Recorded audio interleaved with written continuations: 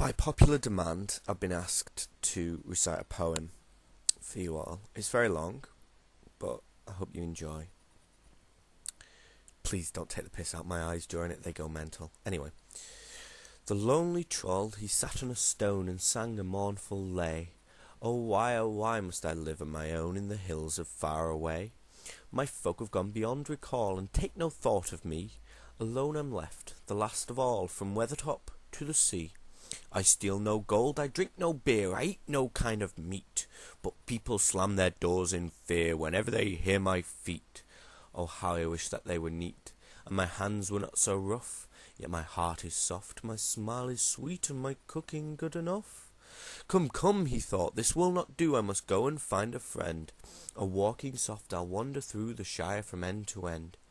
Down he went, and he walked all night with his feet in boots of fur. To delving he came in the morning light, when folk were just astir.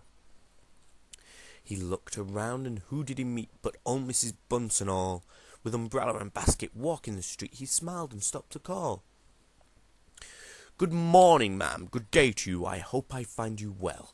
But old Mrs. Bunce dropped umbrella and basket too, and yelled a frightful yell. Old Pot the Mayor was strolling near when he heard that awful sound. He turned all purple and pink with fear and dived down underground. The lonely troll was hurt and sad. Don't go, he gently said. But old Mrs. Bunce ran home like mad and hid beneath her bed. The troll went on to the marketplace and he peeped above the stalls. The sheep went wild when they saw his face and the geese flew over the walls. Old Farmer Hoggy spilt his ale, Bill the butcher threw a knife, and Grip the dog he turned his tail and ran to save his life.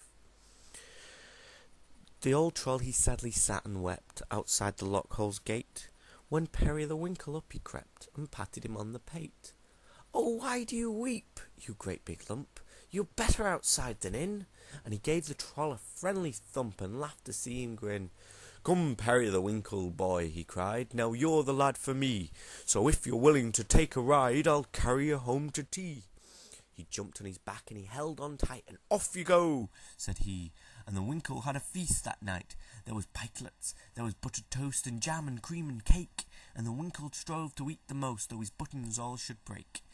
The kettle sang, the fire was hot, the pot was large and brown, and the Winkle tried to drink the lot, in tea though he should drown. When full and tight were coat and skin, they rested without speech, until the old troll said, I'll now begin a baker's art to teach, baking of beautiful cramps and bread, of bannocks light and brown, and then you shall sleep on a heather bed, with pillows of owlet's down. Oh, Winkle, where have you been? They said.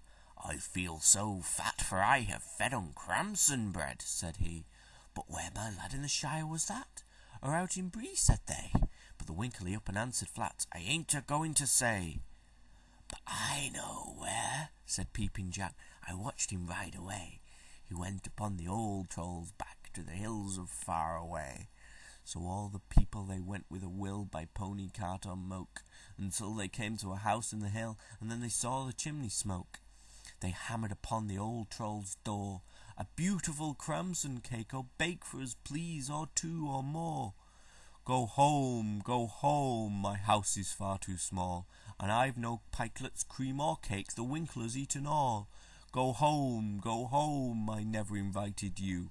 Only on Thursdays I bake my bread, and only for a few. You Jack and Hog, old Bunsen pot, I wish no more to see. Be off, now all the lot, the Winkle's the boy for me.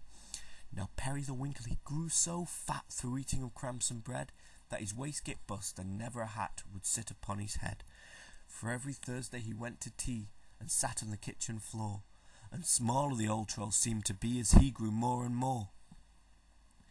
The Winkle a baker great became, as still he said in song, from the sea to Bree there went the fame of his bread both short and long, but it wasn't so good as the cramson bread, no butter so rich and free. For every Thursday the old troll spread for Perry the Winkle's tea. Yeah, there you go, by popular demand. I hope you enjoyed.